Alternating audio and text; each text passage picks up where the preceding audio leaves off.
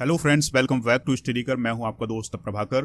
दोस्तों, monthly current affairs में आज हम डिस्कस करेंगे आपके साथ फरवरी 2022 से रिलेटेड मोस्ट इंपॉर्टेंट एमसीक्यूज, जो कि आपके एग्जाम के पॉइंट ऑफ व्यू से बहुत ही इंपॉर्टेंट है। अगर आप किसी भी कॉम्पिटेटिव एग्जाम की तैयारी कर रहे हैं तो आप स्टडी कर को फॉलो कर लें, बेल आइकॉन यानी घंटी वाला बटन जरूर दबा लें, जिससे आपको समय पर और सबसे पहले नोटिफिकेशन मिल सकेगी। अगर आपको इसका पीडीएफ चाहिए तो पीडीएफ के लिए टेलीग्राम चैनल ज्वाइन करना होगा, लिंक डिस्क्रिप्शन बॉक्स में है, वहां से आप इसका पीडीएफ आसानी से डाउनलोड कर सकते हैं।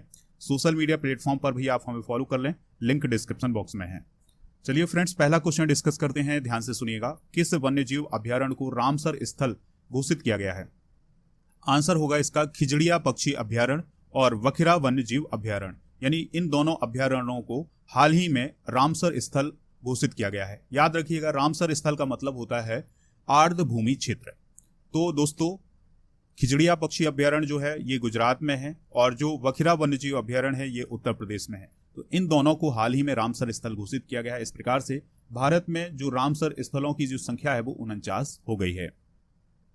अगला प्रश्न है, किस अफ्रीकी देश में सेना के द्वारा तख्ता पलट करके राष्ट्रपति रोच मार्क क्रिश्चियन काबेरो को गिरफ्तार कर लिया गया है? आंसर होगा इसका बुर्किना फासो, यानी जो बुर्किना फासो के प्रेसिडेंट थे उनको सेना के द्वारा गिरफ्तार कर लिया गया है और सेना के द्वारा तख्ता पलट भी कर दिया गया है। बुर्किना फासो कहाँ स्थित है वर्ल्ड मैप में? तो ये अफ्रीकी देशों में स्थित है। और दोस्तों, इसके जो पड़ोसी देश हैं वो कौन कौन से हैं? नाइजीरिया, माली, घाना, टोगो और बेनिन। अगला प्रश्न है, एलआईसी के चेयरमैन एम.आर. कुमार का कार्यकाल कब तक के लिए बढ़ा दिया गया है? आंसर होगा मार्च 2023 तक के लिए। अगला क्वेश्चन है, महिला एशिया कप हॉकी 2022 में भारत ने कौन सा मेडल जीता है? तो इसमें मेडल जीता है भारत ने ब्रॉन्ज मेडल। ठीक है, गोल्ड मेडल जापान ने, सिल्वर मेडल साउथ कोरिया ने और ब्रॉन्ज मेडल किसने जीता है? भारत ने। याद रखिएगा कि जो महिला हॉकी एशिया कप 2022 है इसका आयोजन ओमान की राजधानी मस्कट में किया गया है और यह 2022 में जो आयोजन हुआ है यह इसका 10वां संस्करण है। अगला क्वेश्चन है, विश्व कुष्ठ दिवस या वर्ल्ड लेप्रोसी डे कब मनाया जाता है? आंसर है इसका जनवरी के चौथे रविवार को। तो इस साल 30 जनवरी को मनाया गया और ये हर साल महात्मा गांधी की पुण्यतिथि पर मनाया जाता है। थीम क्या है 2022 की? United for dignity. Indian coast guard day कब मनाया जाता है? तो इंडियन कोस्ट गार्ड डे मनाया जाता है 1 फरवरी को।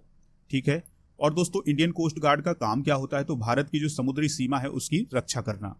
2022 में जो स्थापना दिवस मनाया गया है इंडियन कोस्ट गार्ड का, ये 46वां स्थापना दिवस मनाया गया है। और अगर हम बात करें दोस्तों इंडियन कोस्ट गार्ड की, तो यह दुनिया का चौथा सबसे बड़ा कोस्ट गार्ड है। अगला प्रश्न है, हैदराबाद में डीआरडीओ की रक्षा अनुसंधान और विकास प्रयोगशाला यानी डीआरडीएल का निदेशक किसे नियुक्त किया गया है? तो आंसर होगा जी.ए. श्रीनिवास मूर्ति। जी.ए. श्रीनिवास मूर्ति जो है वो डीआरडीओ की रक्षा अनुसंधान और विकास प्रयोगशाला यानी डीआरडीएल के निदेशक बनाए गए हैं। दोस्तों, वह 1987 में डीआरडीएल में शामिल हुए थे। वह भारत के एक वैज्ञानिक भी हैं और उन्होंने उन्नत नौसेना प्रणाली कार्यक्रम में कार्यक्रम निदेशक के रूप में भी काम किया है। अगला क्वेश्चन है, भुवनेश्वर में आयोजित Odisha open super 100 badminton tournament में महिला सिंगल्स का खिताब किसने जीता है? आंसर होगा उन्नति हुड्डा। दोस्तों, उन्नति हुड्डा ने महिला सिंगल्स का खिताब और किरण जॉर्ज ने पुरुष एकल्स का खिताब जीता है। अगला प्रश्न है, किस रक्षा बल में महिला फाइटर पायलटों को स्थायी रूप से शामिल किया जाएगा? आंसर होगा भारतीय वायुसेना, यानी भारतीय वायुसेना में जो महिला फाइटर पायलट होंगे उनको स्थायी रूप से शामिल किया जाएगा। इसकी घोषणा कब की गई थी? 2015 में, और 2016 में इसका ट्रायल शुरू हुआ था और इसमें प्रायोगिक रूप से 16 महिलाओं को फाइटर पायलट के रूप में नियुक्त किया गया था। अगला प्रश्न है, भारतीय नौसेना की किस पनडुब्बी ने अपना समुद्री ट्रायल शुरू किया है? आंसर होगा इसका बागीर। क्या होगा दोस्तों? बागीर, यानी बागीर नाम की जो पनडुब्बी है उसने हाल ही में अपना समुद्री ट्रायल शुरू किया है। याद रखिएगा कि जो प्रोजेक्ट 75 है इसके तहत 6 पनडुब्बियों का निर्माण किया जाना था, जिनमें से 5 पनडुब्बी बनकर तैयार हो गई हैं। तो इन पनडुब्बियों के नाम क्या क्या हैं जो बनकर तैयार हो गई हैं? तो उनमें से पहली है बागीर, दूसरी है INS कलवरी, तीसरी है खंडेरी, चौथी है करंज और 5वीं है वेला। इस प्रकार से 5 पनडुब्बियां बनकर तैयार हो गई हैं और 5वीं पनडुब्बी जो है बागीर है, जिसका समुद्री ट्रायल शुरू हुआ है इस साल यानी 2022 में इसकी नौसेना में शामिल होने के आसार हैं। अगला प्रश्न है, किसे 2022 Laureus world breakthrough of the year award के लिए नॉमिनेट किया गया है? आंसर है इसका नीरज चोपड़ा। दोस्तों टोक्यो ओलंपिक 2020 में गोल्ड मेडल जीतने वाले नीरज चोपड़ा को Laureus world breakthrough of the year award के लिए नॉमिनेट किया गया है। इससे पहले सचिन तेंदुलकर को भी इस अवार्ड के लिए नॉमिनेट किया जा चुका है। अगला प्रश्न है, भारतीय सेना के अगले उप सेना प्रमुख के रूप में किसे नियुक्त किया गया है? तो आंसर है इसका मनोज पांडे। किसे दोस्तों? मनोज पांडे। यानी मनोज पांडे जो हैं वो भारतीय सेना के उप प्रमुख हैं। ठीक है, इन्होंने किसका स्थान लिया है? तो इन्होंने सीपी मोहंती का स्थान लिया है। ठीक है दोस्तों, और भारतीय सेना के प्रमुख कौन है? मनोज मुकुंद नरवाने। कौन है दोस्तों? मनोज मुकुंद नरवाने। याद रखिएगा ये पॉइंट। ठीक है, अगला प्रश्न है, किस देश के डैरेल मिशेल को आईसीसी स्पिरिट ऑफ क्रिकेट पुरस्कार दिया गया है? तो डैरेल मिशेल किस देश के हैं? आंसर होगा इसका न्यूजीलैंड। तो न्यूजीलैंड के डैरेल मिशेल को ICC spirit of the cricket पुरस्कार से सम्मानित किया गया है। ठीक है दोस्तों, तो अच्छी खेल भावनाओं के साथ खेल खेलने वाले खिलाड़ी को आईसीसी के द्वारा spirit of the cricket award दिया जाता है हर साल। तो 2021 का जो अवार्ड है ये डैरेल मिशेल को दिया गया है। ठीक है, अगला प्रश्न है, गणतंत्र दिवस परेड 2022 की सर्वश्रेष्ठ राज्य झांकी के रूप में किस राज्य को चुना गया है? आंसर होगा उत्तर प्रदेश। यानी जो उत्तर प्रदेश की झांकी थी वो गणतंत्र दिवस परेड की सर्वश्रेष्ठ झांकी थी, और जो भारतीय नौसेना का मार्चिंग दल था वो सर्वश्रेष्ठ मार्चिंग दल था। याद रखना है। अगला प्रश्न है, 10 फरवरी 2022 से शुरू होने वाली रणजी ट्रॉफी कितने चरणों में आयोजित हो रही है इस साल? तो आंसर है इसका 2 चरणों में। याद रखना है कि जो रणजी ट्रॉफी है ये क्रिकेट से रिलेटेड ट्रॉफी है, और इसका जो पहला चरण है ये 10 फरवरी से स्टार्ट हुआ है और दूसरा चरण 30 मई से स्टार्ट होगा। अगला प्रश्न है, लता मंगेशकर का निधन हो गया है, वह क्या थी? तो दोस्तों वह भारत की एक महान गायिका थी। ठीक है, जन्म कहाँ हुआ था?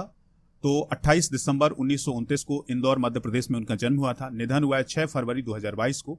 उन्हें क्वीन ऑफ मोलेडी या नाइटिंगेल ऑफ इंडिया के नाम से जाना जाता था।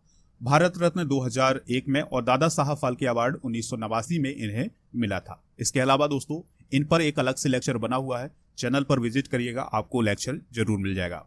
अगला प्रश्न है, अंडर 19 वर्ल्ड कप 2022 का खिताब किसने जीता है? तो अंडर 19 वर्ल्ड कप 2022 का जो खिताब है वो किस टीम ने जीता है? तो आंसर है इसका भारत। किसने जीता है दोस्तों? याद रखिएगा, भारत ने जीता है। इसका आयोजन कहाँ किया गया था? वेस्ट इंडीज में किया गया था। कब से कब तक? 14 जनवरी से 5 फरवरी 2022 तक। ठीक है दोस्तों, तो जो अंडर 19 वर्ल्ड कप है ये भारत ने कब कब जीता है? याद रखिएगा, सन 2000 में, 2008 में, 2012, 18 और 22 में। ठीक है, वर्तमान में भारतीय अंडर 19 क्रिकेट टीम के कप्तान कौन है? यश धुल हैं। तो भारत ने इंग्लैंड को 4 विकेट से हरा करके 5वीं बार अंडर 19 वर्ल्ड कप को जीता है 2022 में। अगला प्रश्न है, एनसीईआरटी के नए निदेशक कौन नियुक्त किए गए हैं? तो आंसर होगा इसका दिनेश प्रसाद सकलानी। ठीक है दोस्तों, एनसीईआरटी का फुल फॉर्म क्या होता है? National council of educational research and training. तो एनसीईआरटी के निदेशक कौन नियुक्त किए गए हैं? दिनेश प्रसाद सकलानी। एनसीईआरटी की स्थापना 27 जुलाई 1961 को हुई थी। मुख्यालय कहाँ है? दिल्ली में। ठीक है, उनका जो कार्यकाल होगा वो 5 सालों का होगा।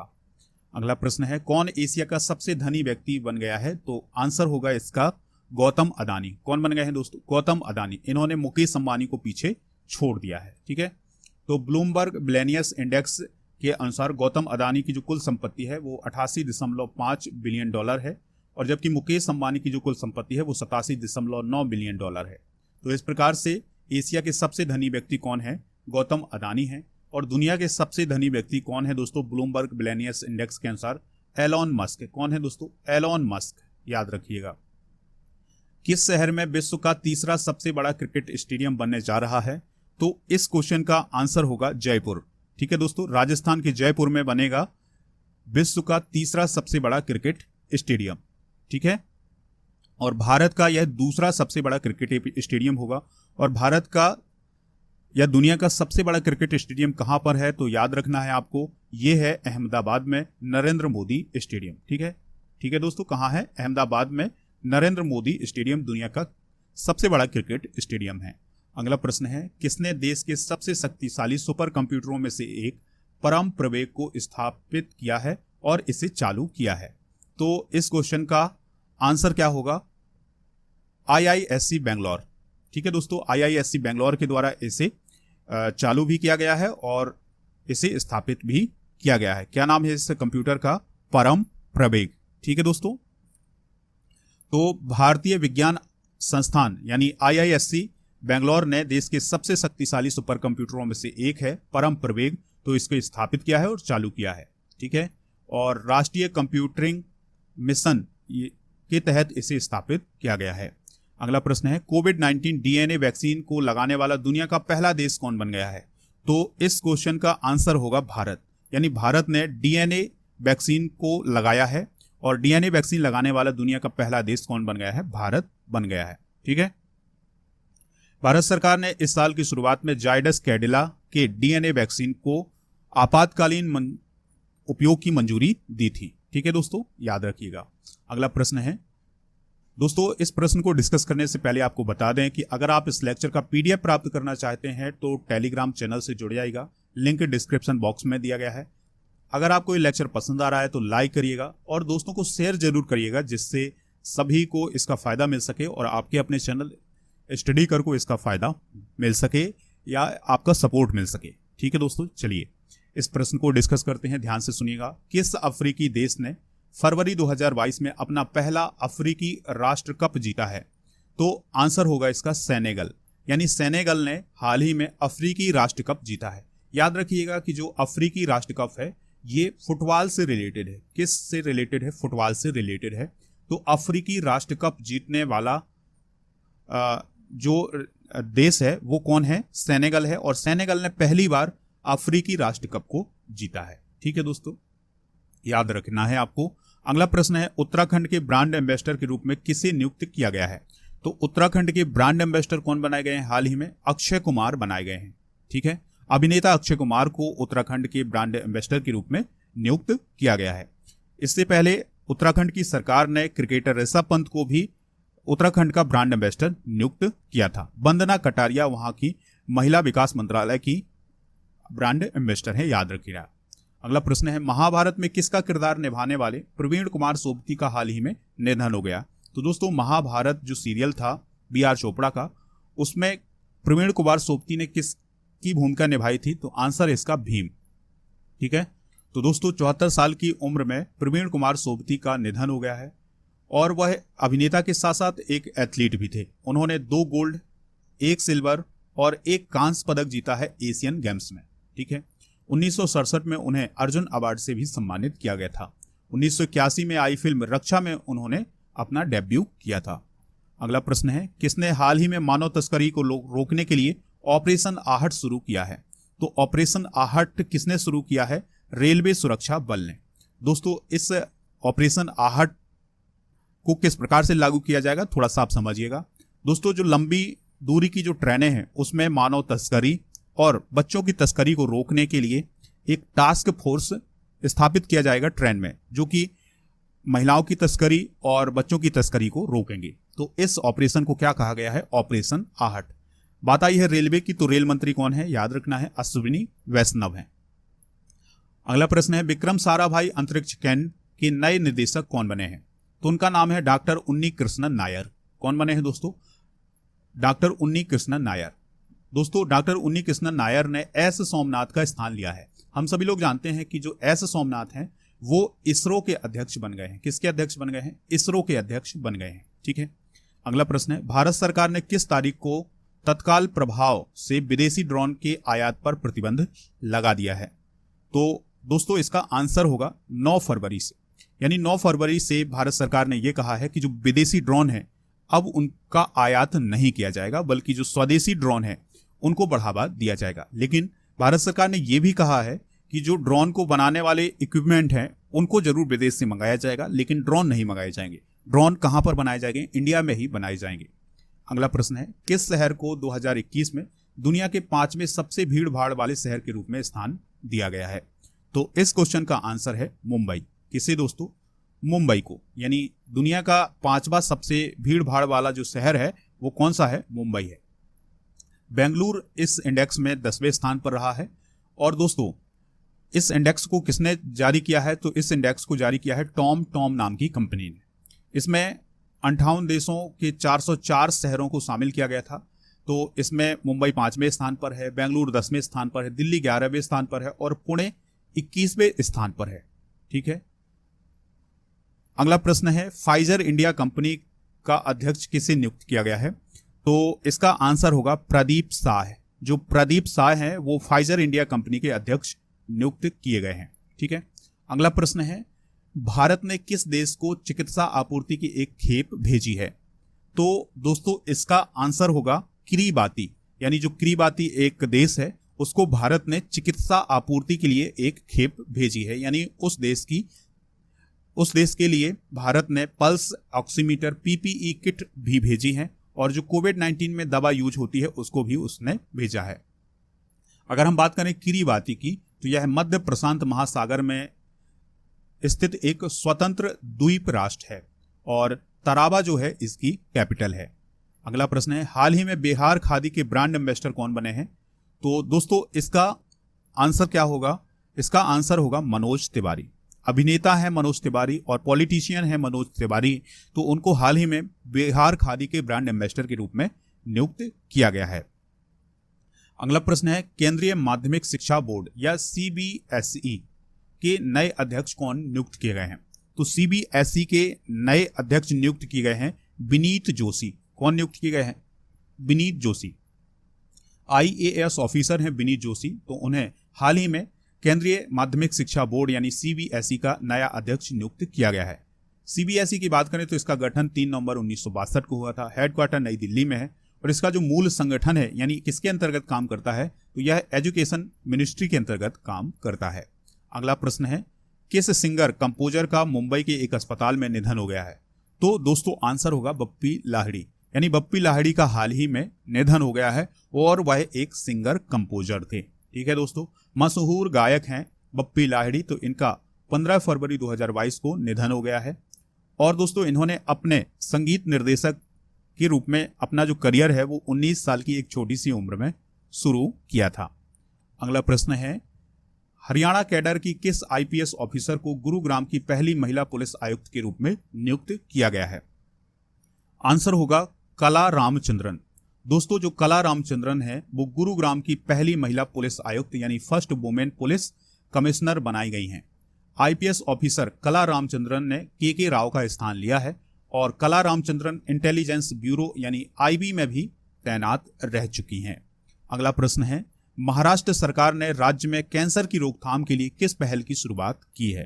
तो इसका आंसर होगा होप एक्सप्रेस। दोस्तों होप एक्सप्रेस में क्या होगा कि इसमें जो कैंसर से रिलेटेड जिन मशीनों का उपयोग किया जाता है, जिन दवाओं का उपयोग किया जाता है, उसको कैंसर के मरीज तक पहुंचाया जाएगा। ठीक है, तो इसको क्या कहा है? होप एक्सप्रेस कहा गया है और हर जिले में होप एक्सप्रेस शुरू किया जाएगा। ठीक है दोस्तों, चलिए अगला प्रश्न है, किसे जर्मनी के राष्ट्रपति के रूप में फिर से चुना गया है? तो जर्मनी के राष्ट्रपति के रूप में फिर से किसे चुना गया है? तो आंसर होगा फ्रैंक वॉल्टर स्टीनमेयर, यानी फ्रैंक वॉल्टर स्टीनमेयर जो हैं वो जर्मनी के फिर से राष्ट्रपति चुने गए हैं। ठीक है, और वो 2017 से राष्ट्रपति के रूप में काम कर रहे हैं। अगला प्रश्न है, इंडिया प्रेस फ्रीडम रिपोर्ट 2021 के अनुसार किस राज्य या केंद्र शासित प्रदेश में पत्रकारों पर सबसे ज्यादा हमले हुए हैं? आंसर होगा इसका जम्मू कश्मीर। तो दोस्तों इंडिया प्रेस फ्रीडम रिपोर्ट 2021 के अनुसार जो जम्मू कश्मीर है उसमें पत्रकारों पर सबसे ज्यादा हमले हुए हैं। फिर उसके बाद नाम आता है उत्तर प्रदेश का, तीसरे नंबर पर मध्य प्रदेश, चौथे नंबर पर त्रिपुरा, पांचवें पर दिल्ली और छठे नंबर पर है बिहार। अगला प्रश्न है, बजाज कंपनी के पूर्व चेयरमैन राहुल बजाज का निधन 12 फरवरी 2022 को हो गया है। उन्हें कौन सा सम्मान मिला था? तो इसका आंसर होगा पद्म भूषण। दोस्तों राहुल बजाज को पद्म भूषण से सम्मानित किया गया था और उनका हाल ही में निधन हो गया है और वो बजाज कंपनी के पूर्व चेयरमैन है। ठीक है दोस्तों, उनके दादा जमनालाल बजाज एक भारतीय स्वतंत्रता सेनानी थे और जो पद्म भूषण का सम्मान है राहुल बजाज को वो 2001 में दिया गया था। राहुल बजाज ने 1965 में बजाज ग्रुप की जिम्मेदारी संभाली थी और वह 50 साल तक बजाज ग्रुप के चेयरमैन रहे हैं। अगला प्रश्न है, आईपीएल 2022 की नीलामी में सबसे महंगे खिलाड़ी कौन बने हैं? तो उनका नाम है ईशान किशन। क्या नाम है दोस्तों? ईशान किशन। तो ईशान किशन जो है वो आईपीएल 2022 की नीलामी में सबसे महंगे खिलाड़ी बने हैं। उनको किसने खरीदा है? मुंबई इंडियंस ने खरीदा है 15.25 करोड़ रुपए में। इसके बाद है नाम दीपक चाहर का, जिन्हें 14 करोड़ में चेन्नई सुपर किंग्स ने खरीदा है। तीसरा नाम है श्रेयस अय्यर का, जिन्हें 12.25 करोड़ में KKR ने खरीदा है। और फिर दोस्तों चौथा नाम है लियाम लिविंगस्टोन का, जो कि इंग्लैंड के हैं। उन्हें 11.5 करोड़ में पंजाब किंग्स ने खरीदा है। अगला प्रश्न है, इसरो ने साल 2022 के पहले अंतरिक्ष मिशन में किन 3 सैटेलाइट को PSLV C-52 रॉकेट से लॉन्च किया है? तो इस क्वेश्चन का आंसर होगा EOS-4, INS-2TD और इंस्पायर सैट-1। इन 3 सैटेलाइट को हाल ही में इसरो के द्वारा लॉन्च किया गया है। क्या क्या नाम है इन सैटेलाइट के, याद जरूर रखिएगा। EOS-4 और दूसरा सैटेलाइट है INS-2TD, तीसरा है इंस्पायर सैट फर्स्ट। ठीक है दोस्तों, जो EOS-4 है इसका फुल फॉर्म होता है अर्थ ऑब्जर्वेशन सैटेलाइट। यह क्या काम करेगा कि जो पृथ्वी है उसके लिए, खेती किसानी के लिए, फ्लड मैपिंग के लिए और सॉइल मॉइस्चर के लिए और हाइड्रोलॉजी के लिए ये इमेज कैप्चर करेगा। दोस्तों ये जो लॉन्चिंग है ये सतीश धवन केंद्र, जिसे हम सार बोलते हैं, श्रीहरिकोटा आंध्र प्रदेश से इसको लॉन्च किया गया है। अगला प्रश्न है, HIV वायरस की खोज करने वाले किस नोबेल विजेता वायरोलॉजिस्ट का हाल ही में निधन हो गया है? तो दोस्तों उनका नाम है ल्यूक मॉन्टेनियर। क्या नाम है दोस्तों? Luke Montagnier. इनका हाल ही में निधन हो गया है। ठीक है दोस्तों, तो ये किस देश के थे? तो आंसर है इसका फ्रांस। तो फ्रांस के वायरोलॉजिस्ट ल्यूक मॉन्टेनियर का हाल ही में 89 वर्ष की उम्र में निधन हो गया है और इन्होंने HIV की खोज में महत्वपूर्ण भूमिका निभाई थी। ठीक है, HIV का फुल फॉर्म क्या होता है? Immune deficiency virus. ठीक है दोस्तों, चलिए। और जो ल्यूक मॉन्टेनियर हैं इन्हें साल 2008 में इसके लिए यानी HIV की खोज के लिए नोबेल पुरस्कार से भी सम्मानित किया गया था। अगला प्रश्न है, 2021 डेमोक्रेसी इंडेक्स की ग्लोबल रैंकिंग में भारत कौन से स्थान पर आ गया है? तो दोस्तों इसका आंसर होगा 46वें स्थान पर। यानी जो डेमोक्रेसी इंडेक्स है 2021 का, इसमें भारत का स्थान क्या है? 46वां स्थान है। ठीक है, नॉर्वे पहले स्थान पर है, न्यूजीलैंड दूसरे और फिनलैंड तीसरे स्थान पर है, स्वीडन चौथे, 5वें पर आइसलैंड, 6ठे पर डेनमार्क, 7वें पर आयरलैंड है, 8वें पर ताइवान है और 90वें नंबर पर है ऑस्ट्रेलिया और 10वें नंबर पर है स्विट्जरलैंड। अगला प्रश्न है, टाटा सन्स के कार्यकारी अध्यक्ष के रूप में किसे नियुक्त किया गया है? तो दोस्तों इसका आंसर होगा एन चंद्रशेखरन। यानी टाटा सन्स के कार्यकारी अध्यक्ष के रूप में किसे नियुक्त किया गया है? एन चंद्रशेखरन को नियुक्त किया गया है। वह 2016 में टाटा सन्स के बोर्ड में शामिल हुए थे और 2017 में अध्यक्ष के रूप में उन्होंने पदभार संभाला था। ठीक है दोस्तों, अगर आपको लेक्चर पसंद आ रहा है तो लाइक जरूर कर दें, क्योंकि दोस्तों आपके लाइक से हमारा मनोबल बढ़ता है। तो आप लाइक करें, दोस्तों को भी शेयर कर दें जिससे उन्हें भी इसका फायदा मिल सके। चलिए फ्रेंड्स, अगला प्रश्न है, भारतीय वायुसेना के कितने सदस्यों का एक दल सिंगापुर एयर शो 2022 में भाग लेने के लिए पहुंचा है? तो इसका आंसर होगा 44। यानी दोस्तों 44 सदस्य जो हैं वो कहां पर पहुंचे हैं? सिंगापुर एयर शो 2022 में। ठीक है, तो इस एयर शो में भारत के तेजस ने हिस्सा लिया है। यानी जो भारत का विमान है तेजस, उसने हिस्सा लिया है। ये भी आप पॉइंट नोट करिएगा। अगला प्रश्न है, dignity in a digital age नामक पुस्तक को किसने लिखा है? तो आंसर होगा रो खन्ना ने। किसने लिखा है? रो खन्ना। इस पुस्तक में बताया गया है कि टेक्नोलॉजी के बढ़ने से अमेरिकियों की जीवन शैली पर क्या प्रभाव पड़ा है। रो खन्ना की बात करें तो यह एक भारतीय मूल के अमेरिकी नागरिक हैं जो सिलिकॉन वैली क्षेत्र से और कैलिफोर्निया जिले से सांसद हैं, याद रखिएगा। ठीक है, अगला प्रश्न है, आर्थिक विकास संस्थान के नए निदेशक कौन बने हैं? तो इस क्वेश्चन का आंसर होगा चेतन घाटे। कौन बने हैं दोस्तों? चेतन घाटे। तो अजीत मिश्रा के स्थान पर चेतन घाटे को आर्थिक विकास संस्थान का नया निदेशक नियुक्त किया गया है। चेतन घाटे की बात करें तो उन्होंने 18 सालों से अधिक समय तक भारतीय सांख्यिकी संस्थान यानी ISI दिल्ली में अर्थशास्त्र के प्रोफेसर के रूप में काम किया है। किस भाषा के प्रसिद्ध कवि और लेखक चन्नवीरा कानवी का निधन हो गया है? तो दोस्तों चन्नवीरा कानवी जो है वो किस भाषा से रिलेटेड थे? आंसर होगा इसका कन्नड़ भाषा से। किस भाषा से? कन्नड़ भाषा से। तो कन्नड़ भाषा के प्रसिद्ध कवि और लेखक चन्नवीरा कानवी का हाल ही में निधन हो गया है। उन्हें समन्वय कवि के रूप में जाना जाता था। 1981 में उन्हें साहित्य अकेडमी पुरस्कार से भी सम्मानित किया जा चुका है।